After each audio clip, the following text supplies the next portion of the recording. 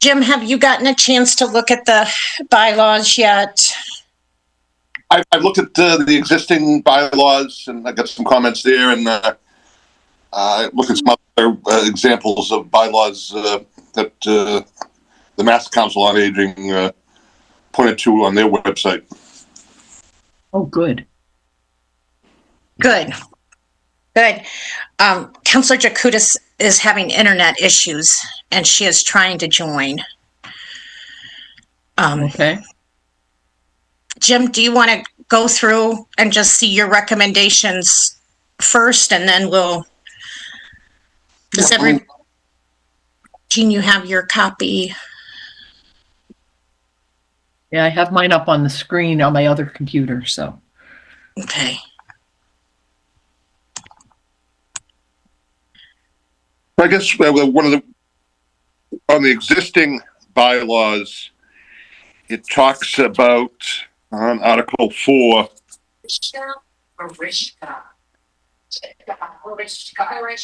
really relate to this because Diana, do you have on a TV or something? Oh, maybe. Hold on. Thank you. Okay. Article 4, I would just say, for the most part, it does mirror the ordinance that creates the Council on Aging, but the Council on Aging ordinance would trump the bylaws. So there is, it does say it should be comprised of at least 51% of people over the age of 60. Our ordinance doesn't have that, although it probably makes sense to be amended to have that. But via bylaws, you're not able to restrict more than what the ordinance says. So that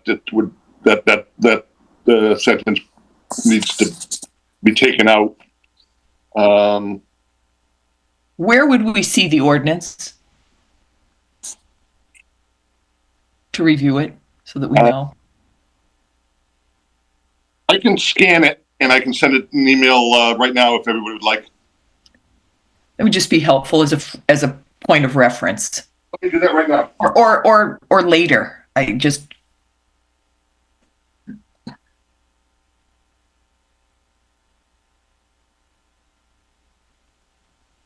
And I also sort of to put this in context, as we're looking at this, right?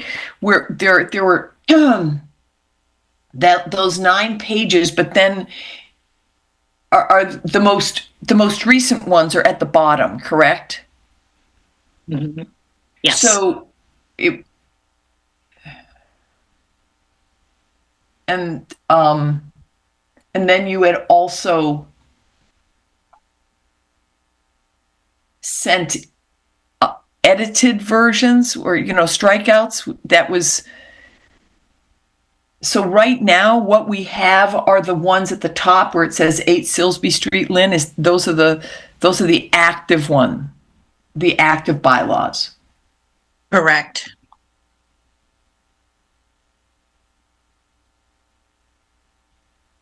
And because of COVID and then moving locations and hiring and that, we have not had an election. Yeah. So right now, and again, let Jim continue, but I just want to make sure that I understand since I'm newer to this table, right? And then back then too, Pam, we never had a quorum, so we couldn't even vote on anything. Yeah, we didn't have enough participants from the current board members back then. Okay, so right now, what we're talking about revising is using the bylaws, the 9 pages that we're looking at that have no strikeouts. This is what we're looking to work with, not the later iterations that were not voted in, correct? Correct. Okay, thank you. I did scan the ordinance, and it's as you can see, if you open it up, it's only 4 paragraphs.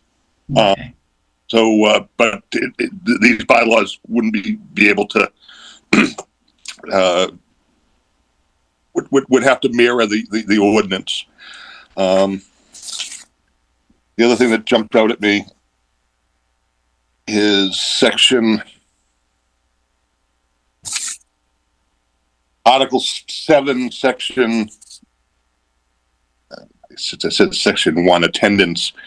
I know a lot of boards and commissions in the city get frustrated when members don't appear at meetings, and they do try to put it in their bylaws that if you miss 3 consecutive meetings, so this is fine. So that some boards actually say if you miss 3 meetings, you're off. This one just says the chair will recommend that should contact the mayor to regarding that. So that's fine. But under our charter, the current charter and the new charter, only the mayor can remove. So I just read this quickly this morning. But there are boards and commissions that believe that they try to reserve the power to remove someone for excessive absences. That only can happen through the mayor. And that's, you have that in the ordinance. The mayor may be replaced by the mayor, right? What you just sent us. It's the last line. That's why I'm seeing it. Yes. Yep. So yep, absolutely. So there's no conflict there. I misread that this morning. As I said, there are cities and towns. There are boards and commissions that just say if you miss 3 consecutive meetings, you're off. Just something to consider as far as quorum, and this piggybacks on up where you folks had a difficult time having a quorum. I just worked with the Public Arts Commission. There are a number of vacancies that just haven't been filled, and that makes it almost impossible for that board to meet with a quorum. So something to think about. You could say in the bylaw, you could amend the bylaws saying the majority of the currently constituted members. So here's 11 members, but if there's only 8, you'd just need 5 to get a quorum and not 6. So just something to think about. I don't know if you folks have had any difficulties with quorum once we got through COVID, but there are still boards and commissions that regularly do not have a quorum. Fortunately, they can't meet. Right. Jim, I have a question. So when we were discussing maybe 3 consecutive meetings, the mayor can replace somebody. Our issue was we did have somebody on the board that missed probably 10, 15 meetings. And then when I went to the mayor's office, they were telling me that person has to write a letter that they're resigning from the board. But if you can't get a hold of the person, so that was one of our issues. So can we do it? I don't want to say 3 consecutive meetings because we do have a lot of seniors, health issues. Can you take health issues in consideration over just meeting a meeting? Do you know what I'm trying to say? Yeah, there was a similar situation on the Disability Commission. We had a lot of difficulty getting in touch with someone that did have some health issues. I always try to urge this mayor, and any mayor to try to rather than sending a letter to the council. Well, it's going to be easier when the charter is amended, and that should happen hopefully in the next few weeks. But under the current charter, what would have to happen is the mayor sends a letter saying, I'm going to remove you. If you want to appeal, you have to have a public hearing before the council. And it kind of, and I just hesitate to embarrass anybody that's on a volunteer board. The board will not have to come to the council to remove somebody for cause, whether it's excessive absences or the like. So it will get easier. The mayor can just simply send a letter, and there's going to be no public meeting, no embarrassment. So I think that issue is going to go away in the near term. But there has been, I agree with you, there's situations where the chair can't get in touch with someone saying that we have a meeting, can you confirm you're going to come? The mayor's office, and I think it's Sarita now in the mayor's office that handles the appointments, can't get in touch with someone, and only as a last resort do we want to send a certified letter saying you're off, and if you want to contest it, come to a council. But that's not going to happen anymore with the new charter. All right. And Jim, when I first came on, this is way back, I was told by that current board that they, if somebody let you know ahead of time and they had a reason, we would have excused absence, and that would not count towards their 3. Is that up to? Yeah, I mean, as you know, the mayor will never know, as a practical matter, who misses unless the board tells them. So I think that if the board understands that there's an emergency or that someone's got a pre-scheduled vacation, that's different than someone just has a lot going on with work and just can't fulfill their obligations. All right. Mm-hmm. And major health issues, like we have someone on our board right now, major health issues, we take that into consideration. So I think that's different than just not being able to go to a meeting. Yep. Right. And then the board would have used just common sense that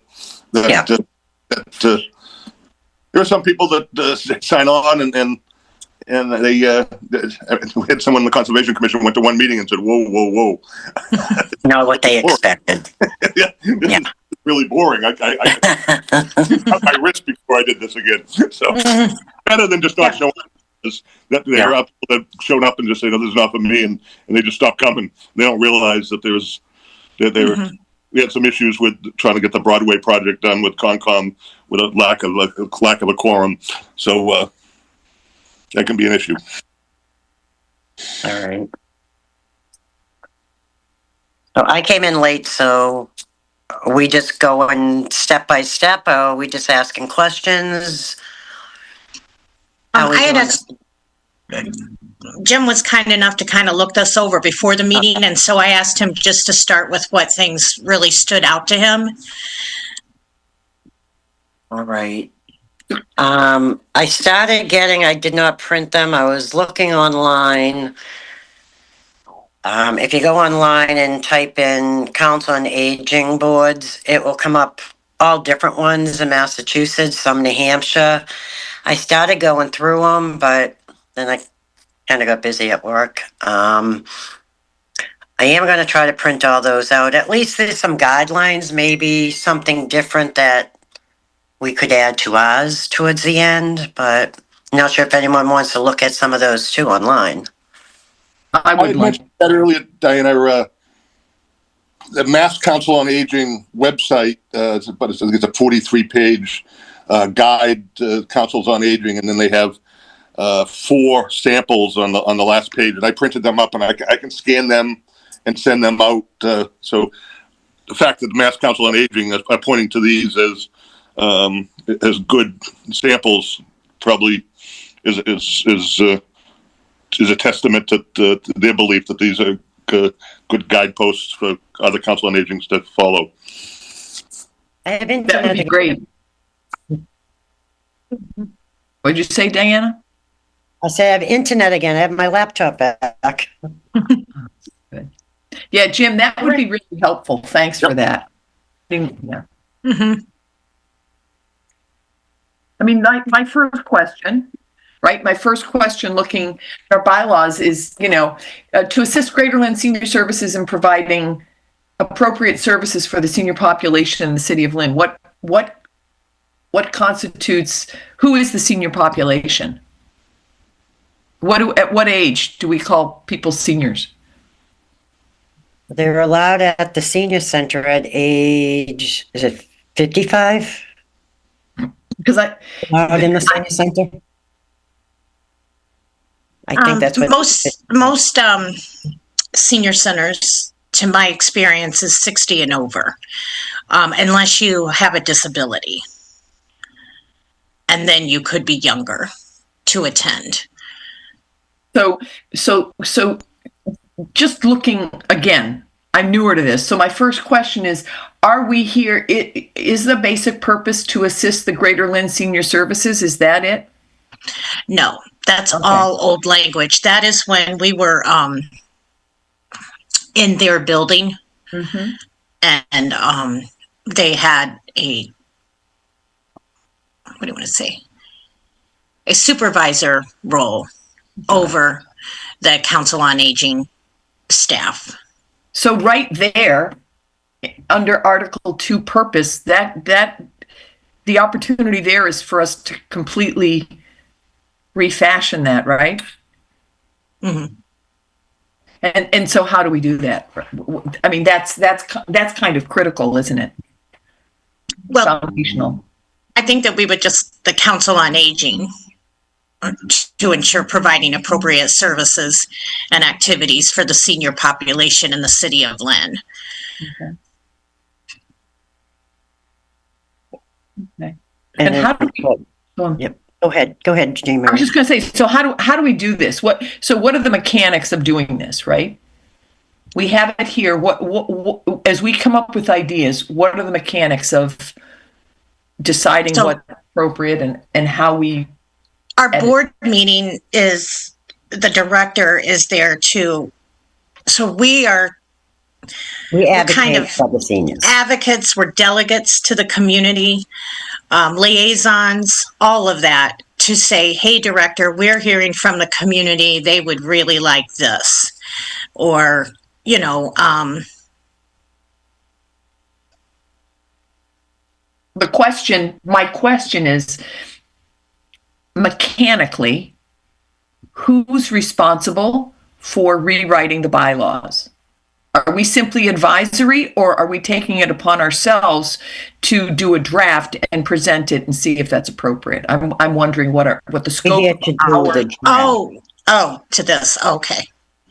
We're here to do the draft to rewrite the bylaws. Not rewrite them all, but update the bylaws for the Council on Aging for the Lynn Senior Center. So the only thing is with the bylaws, the director is there. We will speak to the director. We hear from the seniors. We go back to the director and tell her what the issues are. She technically, we're not her boss. She works through the health department. So there have been times that I have gone to the health department to ask certain questions. We're there to advocate, help the seniors, not tell her, but just have her listen to what our concerns are. If we feel as if they're not being presented right, then we can go over to her supervisor. But we have to remember, we're here for the seniors, but we technically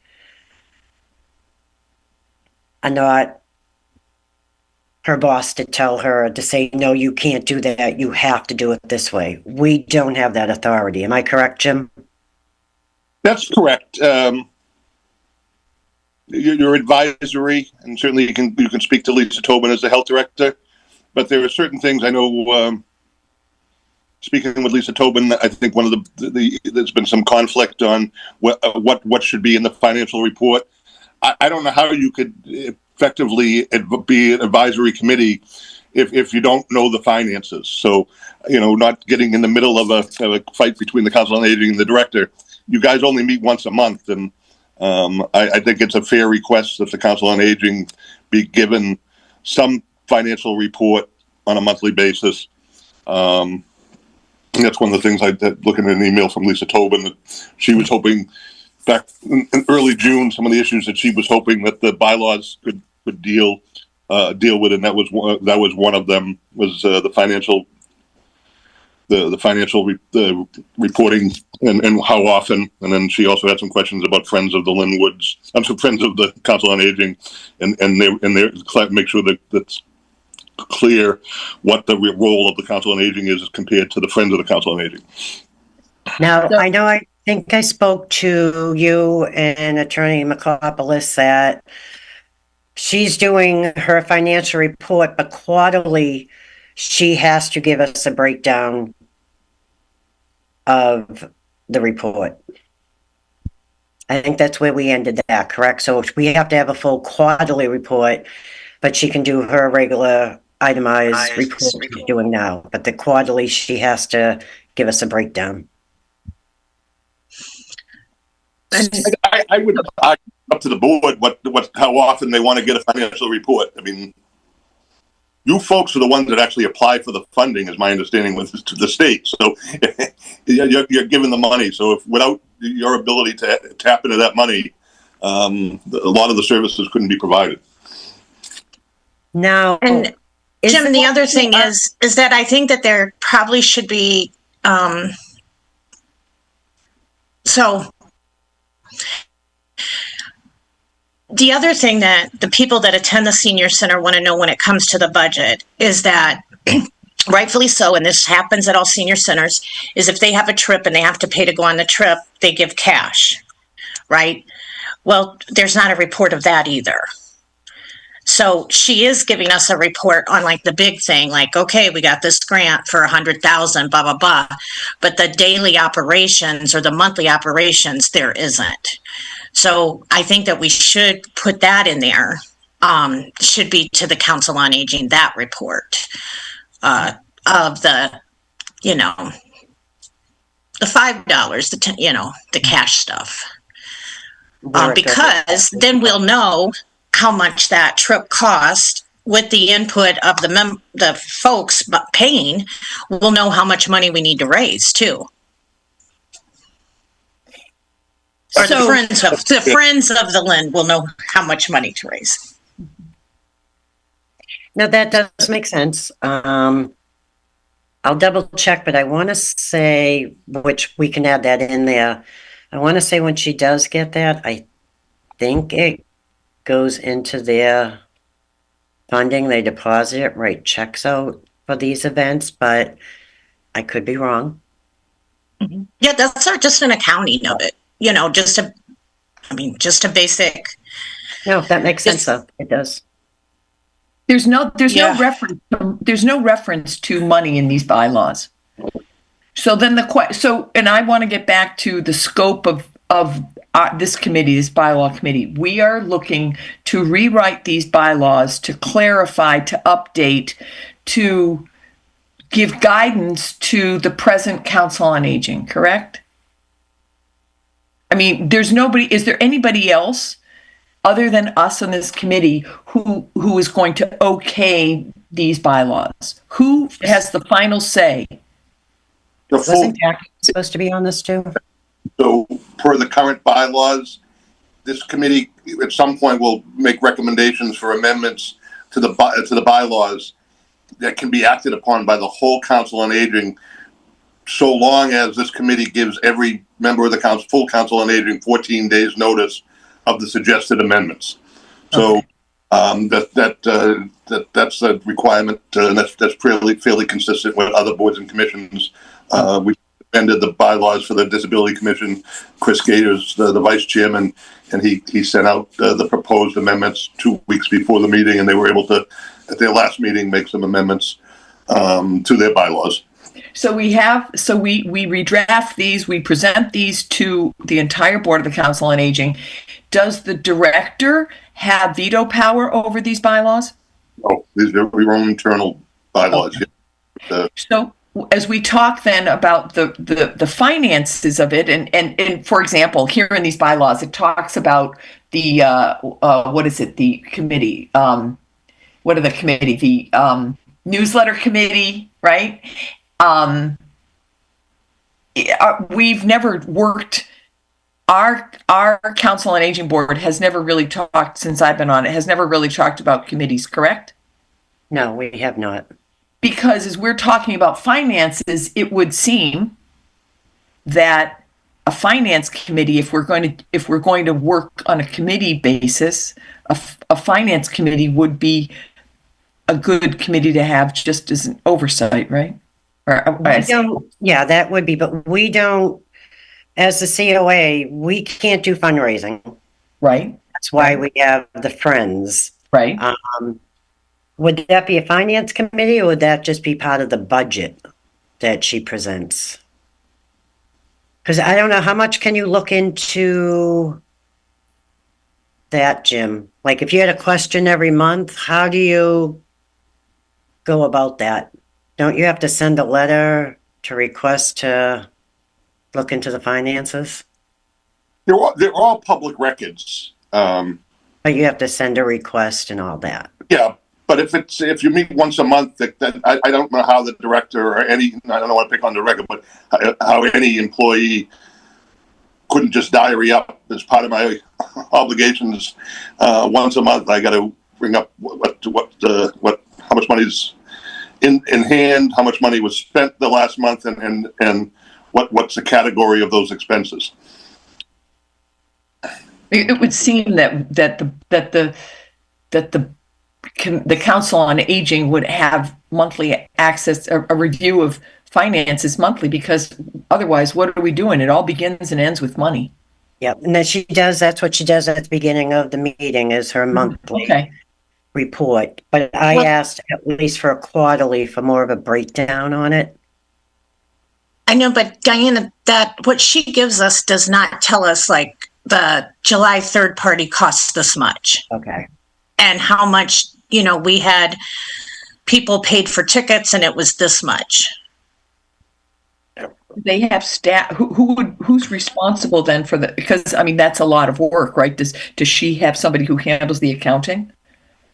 They handle the accountant and they're on the floor with the seniors. They do both. Okay. So no, we can. Jim, is that? And this, let's take a step back. This isn't about this director, right? These are our bylaws. Yeah. Right. And so, what we're saying is that, and in order for us to have a good working relationship with the Friends, us as a board needs to know how much this stuff costs so that we can say to the Friends, hey, it'd be great if you could raise money for this, or you could help out with the cost of this. And, that, I think, that would just be a good relationship, a good way to do it. So, I think that putting in the bylaws that the board receives a monthly budget that includes the cost of events, the money intake from participants, any donations that were given, and total expenses. I agree with Jim. I feel that's, somebody's got to be counting it, so why can't we have it at our board meeting? Or should be counted. Jim, when she does her monthly, or whoever does the monthly report, that goes to Steve Spencer, correct? Steve can generate a report. I know that because that's how the Council on Disability Commission operates. They get Steve Spencer's report. They don't spend nearly as much as the Council on Aging because you're operating a senior center.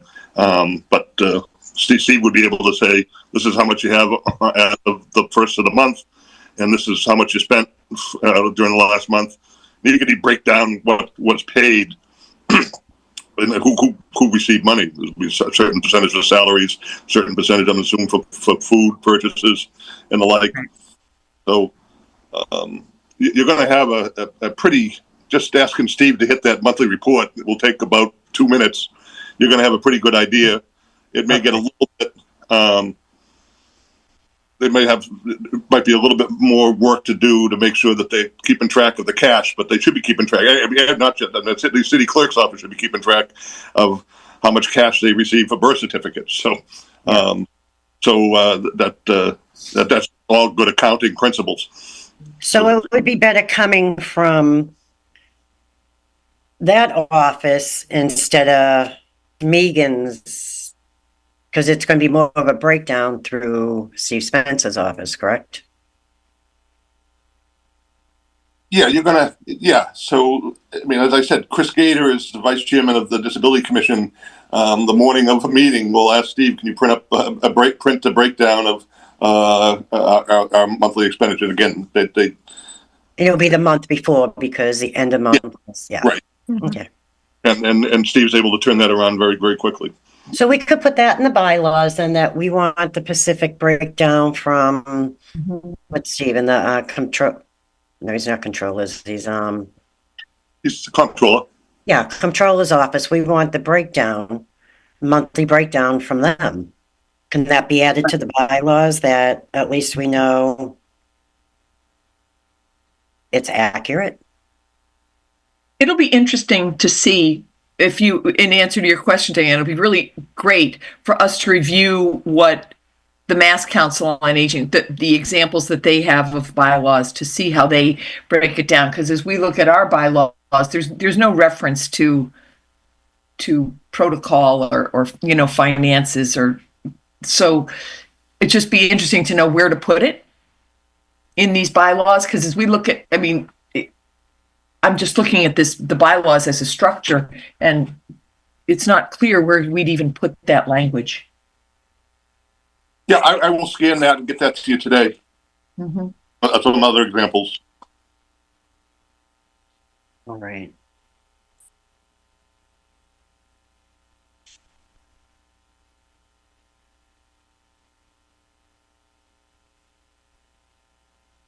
How often do we want to meet and talk about these bylaws? And how long do we want our meetings to be? And when do we want to have this ready? I'd like to have it, I don't know if it's possible. I don't know, what's the take on everybody? I was gonna say the sooner the better, but I know we're getting into holiday season, everyone's busy. I have no problem meeting, 10 o'clock's perfect for me.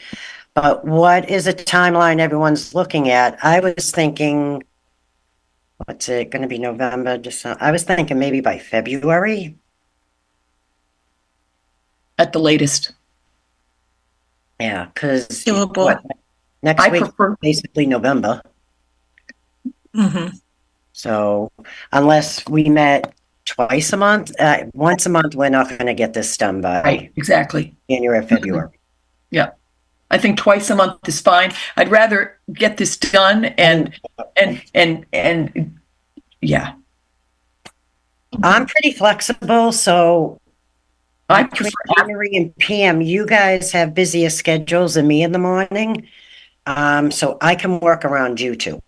I prefer afternoon meetings. This cuts into my my business time big time.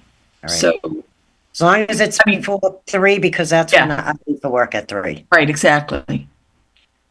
Like at 2 o'clock, I don't know. And Pam, I don't know about you, but I would prefer afternoon. And if that doesn't work, I can usually do Mondays at 2. Mondays at 2, that I like that. Mondays at 2. So we're going to do what? Every other Monday? We doing every Monday? What did you want to do? We can't do every Monday. Every other. Every Or other. twice a month. Okay. Because, we're going to have I don't know. Sometimes Mondays are on holidays is all. But I think we're good for the next couple of months. I don't think Veterans Day is on a Monday. No. So maybe November 3rd and November 17th. 3rd and 17th. And then we do December 1st and December 15th. Works for me. And then January 5th and January 19th. If needed. Hopefully not needed. Right. Yeah, you're right. Right. Hopefully we'll get the bulk of the work done between those 2 weeks. We come ready. Okay. Okay, so Martin Luther King Day for whatever it's worth. Oh, the 16th. Yeah, you're right. So maybe, then we don't do that. Whatever. All right. all right, so Well, I'm going to print these out. We'll go over them.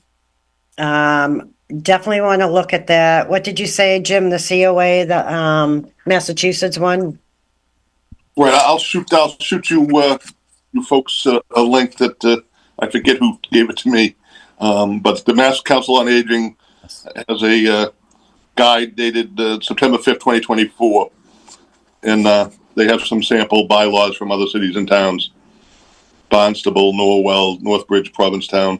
That's what I was looking at then. Okay. That's Yeah. what I was on when I was looking at all the different Shrewsbury and all those. Yeah. Great. Okay. All right. That works. So we will meet on the 3rd at 2:00 on a Monday. Yeah. Do we want to start time and an end time for these meetings? I like to work that way. Do we do 2 to 2:30 or 2 to 2:45 or? I'd say 2 to 2:30 or 2:45. What works for people? Can do either. Okay, let's say 2 to 2:30, and if we need another 15 minutes, it'll force us to be very efficient. Yep. That works. Okay. Yeah, because I have to be at work at 3. So. Yeah, great, super. Okay. Well, thank you, everyone. But I'm hoping I have a goal by December 15th. It's going to be done. Sounds good. Number Sounds good. 15? Okay, Diana. Jim, one question, just administrative wise, after we get ours together the way it is, would I type that up or would somebody in the law office type it up? I'd be glad to type it up. I have samples of other bylaws that I've worked on, so that's not a problem. Okay. Perfect. All right. That sounds good. That sounds good. Okay. So until the next meeting, we did somebody just come on? Jackie. Oh. All right, Jackie, we have dates for you. Hopefully you're available. She went to go turn off her TV, I think, or her radio. Hey, Jackie, how are you? She's on mute. Yeah. Good. Sorry, I'm late. Sorry. That's okay. We're just finishing up, but we have some dates. We're going to meet twice a month on a Monday. Are you available Mondays at 2? I am not on Mondays at 2. I Okay. can do it later on Mondays. All right. Later or earlier. Okay, let's work on that. You know what? We'll send an email between the 4 of us, and I can't do after 2:00 on Mondays. Jean Marie, what time do you start your benches in the morning? 7:30. Okay, forget. I was going to say it's 9:00 too early for everyone to try it, but 9:00. Yeah. that would interfere with yours. Mhm. All right, Pam, do you want to shoot some emails and see? We'll I'll do pick some times. Put some Yeah, times do in. some times, and we'll just Well, and Jackie, the other thing is, if you just because you can't come to the 2:00 meeting, we could do stuff by email. Oh, okay. I could send you what we update, and then you could send stuff back to me. And then that way we can do our 2:00 that we have, and then you and I, you sent me some suggestions, and I can tell you what we're doing. And then these meetings are recorded, so you could listen to them on LCTV right after too. Sounds good. Sounds good. well, thank you, Jackie. Thanks. And Jim, totally different subject. Can I ask you a question? If we're done with the duties here today. If we're done, I'm gonna sign off. Okay. All right. Bye, Jean. I'm also. Bye, Jean Marie. So sorry to Yeah. be late. Okay. Up to, All right. So, I can get out of Jim, there's the MBTA ride has changed their rules, and they are no longer allowing drivers to assist someone with, let's say, their groceries to the door. That all changed. Drivers don't like it. Residents don't like it. And we've had several different communications with them. Going to go to the MBTA board tomorrow. But some of the municipalities, because they've been hearing from their constituents, are sending a letter of asking them to go back to the table and renegotiate this. So, I mean, I know that that would have to come from one of our electeds to request that. I was just wondering if Lynn has ever done anything like that. Or,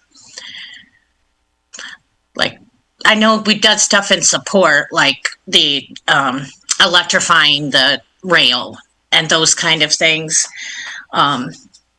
Main thing, it's just saying, you know, this rule was done without taking into consideration, you know, elders' challenges, and we would like you to, you know, go back to the table and negotiate with the community, that kind of thing.